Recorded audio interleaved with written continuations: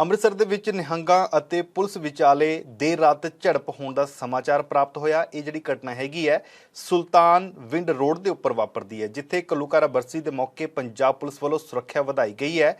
ਤਾਂ ਰਾਤ ਦੇ ਵੇਲੇ ਪੁਲਿਸ ਪਾਰਟੀ ਚੈਕਿੰਗ ਕਰ ਰਹੀ ਹੁੰਦੀ ਹੈ। ਇਸ ਦੌਰਾਨ 3 ਤੋਂ 4 ਗੱਡੀਆਂ ਦੇ ਵਿੱਚ ਸਵਾਰ ਹੋ ਕੇ ਕੁਝ ਨੌਜਵਾਨ ਆਉਂਦੇ ਹੈ ਤਾਂ ਪੁਲਿਸ ਉਹਨਾਂ ਨੂੰ ਜਦੋਂ ਰੋਕਣ ਦੀ ਕੋਸ਼ਿਸ਼ ਕਰਦੀ ਹੈ ਤਾਂ ਨਿਹੰਗ ਗੱਡੀ ਦੇ ਵਿੱਚੋਂ ਉਤਰ ਕੇ ਨੌਜਵਾਨ ਪੁਲਿਸ ਦੇ ਨਾਲ ਜਿਹੜੇ ਹੈ ਬਹਿਸ ਸ਼ੁਰੂ ਕਰ ਦਿੰਦੇ ਹੈ। ਮਾਮਲਾ ਵੱਧਦਾ ਦੇਖ ਮੌਕੇ ਤੇ ਤੈਨਾਤ ਮੁਲਾਜ਼ਮਾਂ ਨੇ ਹੋਰ ਫੋਰਸ ਮੰਗਾਉਣ ਦੀ ਮੰਗ ਕੀਤੀ, ਜਿਸ ਤੋਂ ਬਾਅਦ ਇਹ ਨੌਜਵਾਨ ਜਿਹੜੇ ਹੈਗੇ ਗੱਡੀ ਦੇ ਵਿੱਚ ਹੀ ਫਰਾਰ ਹੋ ਜਾਂਦੇ ਨੇ, ਉੱਥੋਂ ਚਲੇ ਜਾਂਦੇ ਨੇ। ਪੁਲਿਸ ਨੇ ਤੇਜਵੀਰ ਸਿੰਘ ਵਾਸੀ ਪੰਡੋਰੀ ਵਡੈਚ ਦੇ ਰਹਿਣ ਵਾਲੇ ਇੱਕ ਨੌਜਵਾਨ ਦੀ ਸ਼ਨਾਖਤ ਕੀਤੀ ਹੈ। ਉਸ ਦੇ ਖਿਲਾਫ ਤੇ ਹੋਰ 20 ਅਣਪਛਾਤਿਆਂ ਦੇ ਖਿਲਾਫ ਪਰਚਾ ਦਰਜ ਕਰ ਲਿਆ ਗਿਆ। ਰਾਤ ਲੇਟ ਨਾਈਟ ਇੱਕ ਸਾਡੇ ਥਾਣਾ ਸੁਲਤਾਨਵਿੰਡ ਦੇ ਏਰੀਏ ਦੇ ਵਿੱਚ ਸਾਡੀ ਜਿਹੜੀ ਪੁਲਿਸ ਪਾਰਟੀ ਤਕਰੀਬਨ ਸਾਰੀ ਰਾਤ ਗਸ਼ਤ ਕਰਦੀ ਸੀ। ਅਸੀਂ ਚੈਕਿੰਗ ਦੇ ਉੱਤੇ ਸੀਗੇ ਤਾਂ ਉਸ ਏਰੀਏ ਦੇ ਵਿੱਚ ਵੀ ਇੱਕ ਜਿਹੜਾ ਇਹ ਲੜਕਾ ਤੇਜਵੀਰ ਸਿੰਘ ਖਾਲਸਾ, ਜਿਹੜਾ ਕਿ ਪਿੰਡ ਪੰਡੋਰੀ ਵੜੈਚ ਦਾ ਰਹਿਣ ਵਾਲਾ, ਔਰ ਇਹਦੇ ਨਾਲ 2-3 ਗੱਡੀਆਂ ਨਾਲ ਸੀਗਾ, ਜਿਹਦੇ ਵਿੱਚ ਹੋਰ ਵੀ ਨਿਹੰਗ ਬਾਣੇ ਦੇ ਵਿੱਚ ਕਾਫੀ ਬੰਦੇ ਸੀਗੇ, ਕੋਈ ਕਰੀਬ ਜਿਹੜੇ ਆ 20-25 ਬੰਦੇ ਸੀਗੇ ਨਾਲ।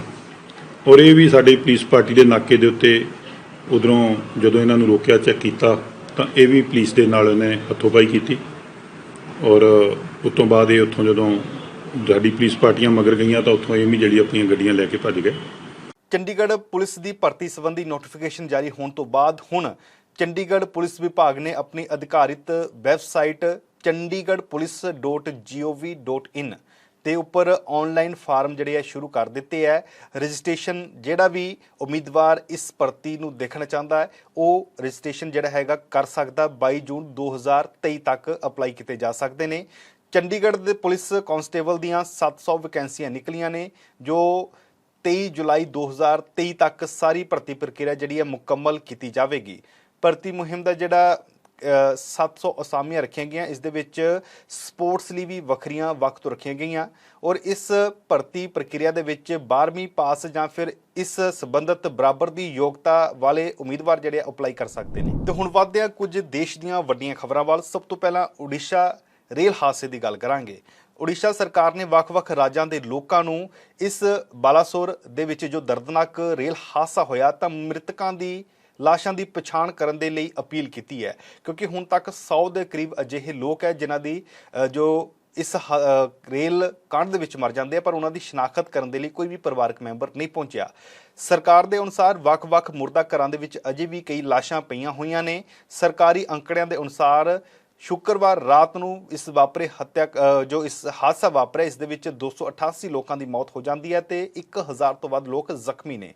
ਇਸ ਤੋਂ ਇਲਾਵਾ ਰੇਲ ਮੰਤਰੀ ਨੇ ਵੀ ਦਾਅਵਾ ਕੀਤਾ ਹੈ ਕਿ ਰੇਲ ਹਾਦਸਾ ਇਲੈਕਟ੍ਰੋਨਿਕ ਇੰਟਰਲੋਕਿੰਗ ਦੇ ਵਿੱਚ ਬਦਲਾਅ ਕਾਰਨ ਤੇ ਵਾਪਰਿਆ। ਉਹਨਾਂ ਨੇ ਕਿਹਾ ਕਿ ਰੇਲਵੇ ਕਮਿਸ਼ਨਰ ਨੇ ਇਸ ਪੂਰੇ ਘਟਨਾਕ੍ਰਮ ਦੀ ਜਾਂਚ ਮਗਰੋਂ ਹਾਦਸੇ ਦੇ ਕਾਰਨਾਂ ਤੇ ਇਸ ਦੇ ਲਈ ਜ਼ਿੰਮੇਦਾਰ ਲੋਕਾਂ ਦੀ ਪਛਾਣ ਕਰ ਲਈ ਹੈ ਤੇ ਜਿਹੜਾ ਵੀ ਦੋਸ਼ੀ ਹੋਵੇਗਾ ਉਸ ਦੇ ਖਿਲਾਫ ਸਖਤ ਕਾਰਵਾਈ ਕੀਤੀ ਜਾਵੇਗੀ। ਹਾਲਾਂਕਿ ਬਾਲਾਸੋਰ ਰੇਲ ਹਾਦਸੇ ਸੰਬੰਧੀ ਸੁਪਰੀਮ ਕੋਰਟ ਦੇ ਵਿੱਚ ਵੀ ਇੱਕ ਜਨਤਕ ਪਟੀਸ਼ਨ ਪਾਈ ਗਈ ਹੈ, ਜਿਸ ਦੇ ਵਿੱਚ ਮੰਗ ਕੀਤੀ ਗਈ ਹੈ ਕਿ ਇਸ ਹਾਦਸੇ ਦੀ ਜਿਹੜੀ ਜਾਂਚ ਹੈ ਉਹ ਸੇਵਾ ਮੁਕਤ ਜੱਜ ਦੀ ਅਗਵਾਈ ਦੇ ਵਿੱਚ ਜਿਹੜੇ ਮਾਹਰ ਹੈਗੇ ਆ ਉਹਨਾਂ ਦੀ ਪੈਨਲ ਦੀ ਨਿਗਰਾਨੀ ਦੇ ਹੇਠ ਕੀਤੀ ਜਾਵੇ। ਉੜੀਸਾ ਦੇ ਮੁੱਖ ਮੰਤਰੀ ਨਵੀਨ ਪਟਨਾਇਕ ਨੇ ਬਾਲਾਸੋਰ ਰੇਲ ਹਾਦਸੇ ਦੇ ਮੱਦੇਨਜ਼ਰ ਕੋਲਕਾਤਾ ਦੇ ਲਈ ਮੁਫਤ ਬੱਸ ਸੇਵਾ ਦਾ ਐਲਾਨ ਕਰ ਦਿੱਤਾ ਹੈ। ਮੁੱਖ ਮੰਤਰੀ ਦਫ਼ਤਰ ਨੇ ਕਿਹਾ ਕਿ ਮੁਸਾਫਰਾਂ ਦੇ ਵੱਧ ਤੋਂ ਵੱਧ ਲਾਭ ਨੂੰ ਧਿਆਨ ਦੇ ਵਿੱਚ ਰੱਖਦੇ ਹੋਏ ਮੁੱਖ ਮੰਤਰੀ ਨਵੀਨ ਪਟਨਾਇਕ ਨੇ ਅੱਜ ਤੋਂ ਪੂਰੀ ਭੁਵਨੇਸ਼ਵਰ ਨਾਲ ਦੀ ਨਾਲ ਕਟਕ ਤੋਂ ਕੋਲਕਾਤਾ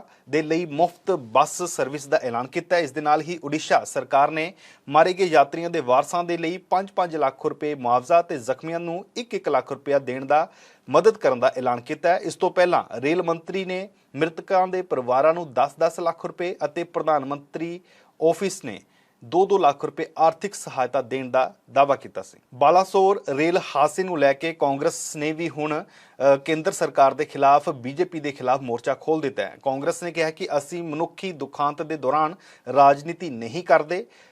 ਮਾਧਵ ਰਾਓ ਸਿੰਧਿਆ, ਨਿਤਿਸ਼ ਕੁਮਾਰ ਅਤੇ ਲਾਲ ਬਹਾਦੁਰ ਸ਼ਾਸਤਰੀ ਨੇ ਨੈਤਿਕ ਆਧਾਰ ਦੇ ਉੱਪਰ ਆਪਣੇ ਅਸਤੀਫੇ ਦੇ ਦਿੱਤੇ ਸੀ। ਰੇਲ ਮੰਤਰੀ ਨੂੰ ਹੁਣ ਜ਼ਿੰਮੇਵਾਰੀ ਲੈਣੀ ਚਾਹੀਦੀ ਹੈ ਤੇ ਪ੍ਰਧਾਨ ਮੰਤਰੀ ਤੇ ਰੇਲ ਮੰਤਰੀ ਨੂੰ ਅਸਤੀਫਾ ਦੇਣਾ ਚਾਹੀਦਾ, ਪਰ ਉਹ ਦੋਵੇਂ ਨੈਤਿਕਤਾ ਦੇ ਉਲਟ ਦਿਸ਼ਾਵਾਂ ਦੇ ਵੱਲ ਚੱਲ ਰਹੇ ਨੇ। ਬਾਲਾਸੋਰ ਟ੍ਰੇਨ ਹਾਦਸੇ ਦੇ ਵਿੱਚ ਜ਼ਖਮੀ ਹੋਏ ਲੋਕਾਂ ਨੂੰ ਲੈ ਕੇ ਜਾ ਰਹੀ ਬੱਸ ਦਾ ਹਾਦਸਾ ਜਿਹੜਾ ਬੱਸ ਦੇ ਨਾਲ ਇੱਕ ਟੱਕਰ ਹੋ ਜਾਂਦੀ ਹੈ। ਹਾਲਾਂਕਿ ਰਾਹਤ ਦੀ ਗੱਲ ਇਹ ਹੈ ਕਿ ਇਸ ਬੱਸ ਦੇ ਵਿੱਚ ਸਵਾਰ ਜ਼ਖਮੀ ਜਿਹੜੇ ਹੈਗੇ ਉਹਨਾਂ ਨੂੰ ਕਿਸੇ ਹੋਰ ਤਰ੍ਹਾਂ ਦਾ ਵੀ ਜਾਨੀ ਨੁਕਸਾਨ ਨਹੀਂ ਹੋਇਆ।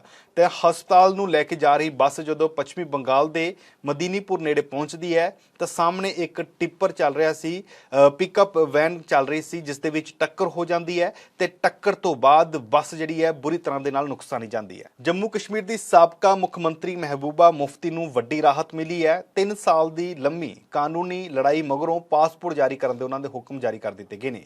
ਸੂਤਰਾਂ ਦੇ ਮੁਤਾਬਕ PDP ਮੁਖੀ ਨੂੰ ਜਾਰੀ ਪਾਸਪੋਰਟ ਦੀ ਮਿਆਦ 10 ਸਾਲ ਦੀ ਦਿੱਤੀ ਗਈ ਹੈ। ਮਹਿਬੂਬਾ ਦਾ ਪਾਸਪੋਰਟ 2019 ਦੇ ਵਿੱਚ ਖਤਮ ਹੋ ਗਿਆ ਸੀ ਤੇ ਉਦੋਂ ਤੋਂ ਹੀ ਉਹ ਕੋਰਟ ਦੇ ਵਿੱਚ ਪਾਸਪੋਰਟ ਜਿਹੜਾ ਹੈਗਾ ਉਹ ਲੈ ਕੇ ਆਉਣ ਦੇ ਲਈ ਜਾਂ ਫਿਰ ਉਸ ਨੂੰ ਰੀਨਿਊ ਕਰਨ ਦੇ ਲਈ ਲੰਬੀ ਲੜਾਈ ਲੜ ਰਹੇ ਸੀ। ਤਾਂ ਹੁਣ ਆਖਰਕਾਰ ਉਹਨਾਂ ਨੂੰ ਪਾਸਪੋਰਟ ਰੀਨਿਊ ਕਰਨ ਦੇ ਲਈ 10 ਸਾਲ ਦੀ ਮਿਆਦ ਵਾਲਾ ਪਾਸਪੋਰਟ ਜਾਰੀ ਕਰਨ ਦੀ ਇਜਾਜ਼ਤ ਦੇ ਦਿੱਤੀ ਗਈ ਹੈ। ਦਿੱਲੀ ਦੇ ਮੌਲਾਨਾ ਆਜ਼ਾਦ ਕਾਲਜ ਦੇ ਵਿੱਚ ਅੱਜ ਸਵੇਰੇ ਤਕਰੀਬਨ 6:10 ਤੇ ਕੁਝ ਨੌਜਵਾਨਾਂ ਵੱਲੋਂ ਪੁਰਾਣੇ ਹੋਸਟਲ ਨੂੰ ਅੱਗ ਲਗਾ ਦਿੱਤੀ ਗਈ। ਅਧਿਕਾਰੀਆਂ ਦੇ ਮੁਤਾਬਕ ਇਸ ਦੇ ਦੌਰਾਨ ਕਿਸੇ ਜਾਨੀ ਨੁਕਸਾਨ ਤੋਂ ਬਚਾ ਰਿਹਾ ਹੈ, ਪਰ ਅੱਗ ਦੇ ਕਾਰਨ ਉੱਥੇ ਲੱਗੇ ਹੋਸਟਲ ਦੀ ਪਹਿਲੀ ਮੰਜ਼ਲ ਦੇ ਵਿੱਚ AC, ਫਰਨੀਚਰ ਤੇ ਹੋਰ ਕੱਪੜੇ ਜਿਹੜੇ ਆ ਉਹ ਸੜ ਕੇ ਸੁਆਹ ਹੋ ਜਾਂਦੇ ਨੇ।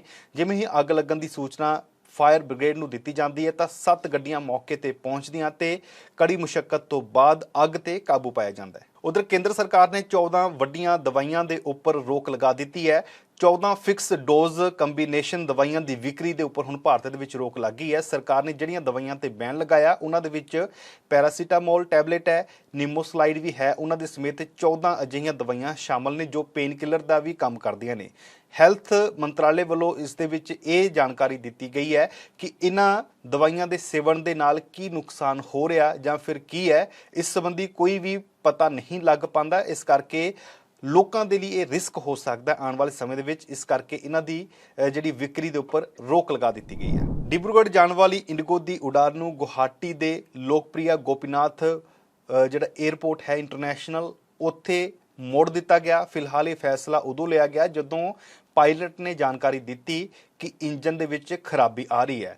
ਇਸ ਉਡਾਨ ਦੇ ਵਿੱਚ ਤਕਰੀਬਨ 150 ਯਾਤਰੀ ਸਵਾਰ ਸੀ, ਜਿਨ੍ਹਾਂ ਦੇ ਵਿੱਚ ਕੇਂਦਰੀ ਪੈਟਰੋਲੀਅਮ ਮਿਨਿਸਟਰ ਰਾਮੇਸ਼ਵਰ ਤੇਲੀ ਅਤੇ BJP ਦੇ 2 ਵਿਧਾਇਕ ਪ੍ਰਸ਼ਾਂਤ ਫੁਕਨ ਅਤੇ ਤਾਰਸ਼ ਗੋਵਾਲਾ ਵੀ ਸ਼ਾਮਲ ਸੀ। ਹਰਿਆਣਾ ਸਰਕਾਰ ਨੇ ਹਸਪਤਾਲਾਂ ਦੇ ਵਿੱਚ ਡਾਕਟਰਾਂ ਅਤੇ ਹੋਰ ਸਟਾਫ ਦੀ ਹਾਜ਼ਰੀ ਨੂੰ ਯਕੀਨੀ ਬਣਾਉਣ ਦੇ ਲਈ ਇੱਕ ਵੱਡਾ ਫੈਸਲਾ ਲਿਆ।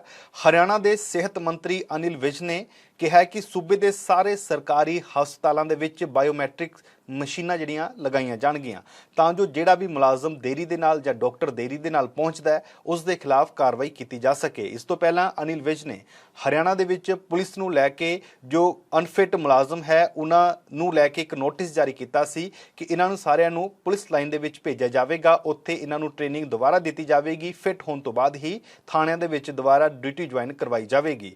ਇਸ ਦੇ ਨਾਲ ਹੀ ਹਰਿਆਣਾ ਦੇ ਅੰਬਾਲਾ ਮਿਊਨਿਸਪਲ ਕਾਰਪੋਰੇਸ਼ਨ ਨੇ ਵੀ ਇੱਕ ਅਜਿਹਾ ਹੀ ਫੈਸਲਾ ਲਿਆ ਸੀ। ਡਰੈਸ ਕੋਡ ਜਾਰੀ ਕੀਤੀ ਗਈ ਸੀ ਮਿਊਨਿਸਪਲ ਕਾਰਪੋਰੇਸ਼ਨ ਅੰਬਾਲਾ ਵੱਲੋਂ।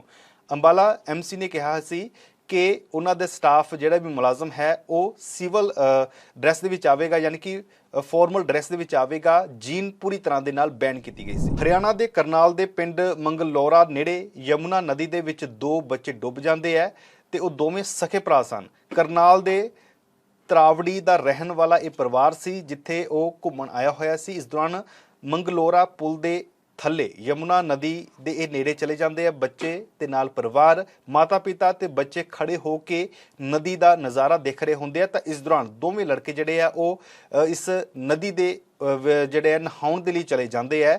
ਨਦੀ ਦੀ ਡੂੰਘਾਈ ਜ਼ਿਆਦਾ ਹੋਣ ਦੇ ਕਾਰਨ ਦੇਖਦੇ ਹੀ ਦੇਖਦੇ ਇਹ ਦੋਵੇਂ ਬੱਚੇ ਨਹਿਰ ਦੇ ਵਿੱਚ ਡੁੱਬ ਜਾਂਦੇ ਨੇ। ਪਿਤਾ ਨੇ ਇਹਨਾਂ ਨੂੰ ਬਚਾਉਣ ਦੀ ਕੋਸ਼ਿਸ਼ ਕੀਤੀ ਪਰ ਮੌਕੇ ਤੇ ਨਹੀਂ ਬਚਾ ਸਕੇ। ਗੁਜਰਾਤ ਦੇ ਜਾਮਨਗਰ ਜ਼ਿਲ੍ਹੇ ਦੇ ਵਿੱਚ 2 ਸਾਲਾ ਬੱਚੀ ਬੋਰਵੈਲ ਦੇ ਵਿੱਚ ਡਿੱਗ ਜਾਂਦੀ ਹੈ। ਬੱਚੀ ਨੂੰ ਬਚਾਉਣ ਦੇ ਲਈ ਵੱਖ-ਵੱਖ ਏਜੰਸੀਆਂ ਰਾਹਤ ਕਾਰਜ ਕਰਦੀਆਂ ਨੇ। 19 ਘੰਟੇ ਆਪਰੇਸ਼ਨ ਚੱਲਦਾ ਪਰ ਬੱਚੀ ਨੂੰ ਬਚਾਇਆ ਨਹੀਂ ਜਾ ਸਕਿਆ। ਜਾਮਨਗਰ ਸ਼ਹਿਰ ਤੋਂ ਕਰੀਬ 40 ਕਿਲੋਮੀਟਰ ਦੂਰ ਤਮਾਚਨ ਪਿੰਡ ਦੇ ਵਿੱਚ ਇੱਕ ਖੇਤ ਮਜ਼ਦੂਰੀ ਦਾ ਕੰਮ ਕਰਦਾ ਸੀ ਪਰਿਵਾਰ, ਆਦੀਵਾਸੀ ਪਰਿਵਾਰ ਸੀ। ਉਹਨਾਂ ਦੀ ਬੱਚੀ ਖੇਡਦੀ ਬੋਰਵੈਲ ਦੇ ਵਿੱਚ ਡਿੱਗ ਜਾਂਦੀ ਹੈ, ਜਿਸ ਤੋਂ ਬਾਅਦ ਪ੍ਰਸ਼ਾਸਨ ਨੂੰ ਸੂਚਿਤ ਕੀਤਾ ਜਾਂਦਾ ਹੈ। ਕੜੀ ਮੁਸ਼ੱਕਤ ਕੀਤੀ ਜਾਂਦੀ ਹੈ ਪਰ ਬੱਚੀ ਨੂੰ ਕਿਸੇ ਤਰ੍ਹਾਂ ਦੇ ਨਾਲ ਵੀ ਬਚਾਇਆ ਨਹੀਂ ਜਾ ਸਕਿਆ। ਅਮਰੀਕਾ ਦੌਰੇ ਤੇ ਗਏ ਹੋਏ ਕਾਂਗਰਸੀ ਲੀਡਰ ਰਾਹੁਲ ਗਾਂਧੀ ਵੱਡੇ ਦਾਅਵੇ ਕਰ ਰਹੇ ਨੇ। ਤਾਂ ਨਿਊਯਾਰਕ ਦੇ ਵਿੱਚ ਰਾਹੁਲ ਗਾਂਧੀ ਨੇ ਇੱਕ ਹੋਰ ਦਾਅਵਾ ਕੀਤਾ। ਉਹਨਾਂ ਨੇ ਕਿਹਾ ਕਿ ਕਰਨਾਟਕ ਚੋਣਾਂ ਦੇ ਵਿੱਚ ਜਿਵੇਂ ਕਾਂਗਰਸ ਜਿੱਤੀ ਹੈ, ਉਵੇਂ ਹੀ ਤੇਲੰਗਾਨਾ ਤੇ ਹੋਰ ਸੂਬਿਆਂ ਦੇ ਵਿੱਚ ਜੋ ਚੋਣਾਂ ਆ ਰਹੀਆਂ ਨੇ, ਇਹਨਾਂ ਦੇ ਵਿੱਚ ਜਿੱਤ ਹਾਸਲ ਕੀਤੀ ਜਾਵੇਗੀ। ਰਾਹੁਲ ਗਾਂਧੀ ਨੇ ਕਿਹਾ ਕਿ ਇਹ ਕਾਂਗਰਸ ਪਾਰਟੀ ਨਹੀਂ ਬਲਕਿ ਭਾਰਤ ਦੇ ਲੋਕ ਬੀਜੇਪੀ ਦੀ ਨਫ਼ਰਤ ਵਾਲੀ ਵਿਚਾਰਧਾਰਾ ਨੂੰ ਹਰਾਉਣ ਜਾ ਰਹੇ ਨੇ। ਸ਼ਨੀਵਾਰ ਨੂੰ ਨਿਊਯਾਰਕ ਦੇ ਵਿੱਚ ਇੰਡੀਅਨ ਓਵਰਸੀਜ਼ ਕਾਂਗਰਸ USA ਦੇ ਦੁਆਰਾ ਇੱਕ ਪ੍ਰੋਗਰਾਮ ਆਯੋਜਿਤ ਕੀਤਾ ਗਿਆ ਸੀ, ਜਿਸ ਦੇ ਵਿੱਚ ਰਾਹੁਲ ਗਾਂਧੀ ਨੇ ਇਹ ਕਿਹਾ ਸੀ ਕਿ ਕਰਨਾਟਕ ਦੇ ਵਿੱਚ ਅਸੀਂ ਦੇਖਿਆ ਕਿ ਅਸੀਂ ਭਾਜਪਾ ਦਾ ਸਫਾਇਆ ਕਰ ਸਕਦੇ ਹਾਂ, ਅਸੀਂ ਉਹਨਾਂ ਨੂੰ ਹਰਾਇਆ ਨਹੀਂ ਸਗੋਂ ਹਾਸ਼ੀਏ ਤੇ ਲਿਆਂਦਾ ਹੈ। ਅਜਿਹੇ ਦਾਅਵੇ ਕੀਤੇ ਜਾ ਰਹੇ ਨੇ ਰਾਹੁਲ ਗਾਂਧੀ ਵੱਲੋਂ ਵਿਦੇਸ਼ ਦੌਰੇ ਦੇ ਦੌਰਾਨ। ਕੈਨੇਡਾ ਦੇ ਵਿੱਚ ਇੱਕ ਭਾਰਤੀ ਮੂਲ ਦੇ ਪਿਤਾ ਅਤੇ ਉਸ ਦੇ ਪੁੱਤਰ ਨੂੰ ਲੰਬੇ ਸਮੇਂ ਤੋਂ ਨਾਬਾਲਗ ਲੜਕੀਆਂ ਦਾ ਸ਼ੋਸ਼ਣ ਕਰਨ ਦੇ ਇਲਜ਼ਾਮਾਂ ਦੇ ਤਹਿਤ ਗ੍ਰਿਫਤਾਰ ਕਰ ਲਿਆ ਗਿਆ। ਇਹਨਾਂ ਦੀ ਪਛਾਣ ਜਿਹੜੀ ਹੈਗੀ ਹੈ ਗੁਰਪ੍ਰਤਾਪ ਸਿੰਘ ਵਾਲੀਆ, ਜਿਸ ਦੀ ਉਮਰ 56 ਸਾਲ ਹੈ, ਅਤੇ ਉਸ ਦਾ ਪੁੱਤਰ ਸੁਮਿਤ ਵਾਲੀਆ, ਜਿਸ ਦੀ ਉਮਰ 24 ਸਾਲ ਹੈ। ਮਿਲੀ ਜਾਣਕਾਰੀ ਦੇ ਮੁਤਾਬਕ ਇਹ ਦੋਵੇਂ ਪਿਓ ਪੁੱਤ ਕੈਲਗਰੀ ਦੇ ਵਿੱਚ ਇੱਕ ਹਿਡਨ ਕਨਵੈਨਸ਼ਨ ਸਟੋਰ ਜਿਹੜੇ ਹੈ ਉਹ ਚਲਾਉਂਦੇ ਸੀ।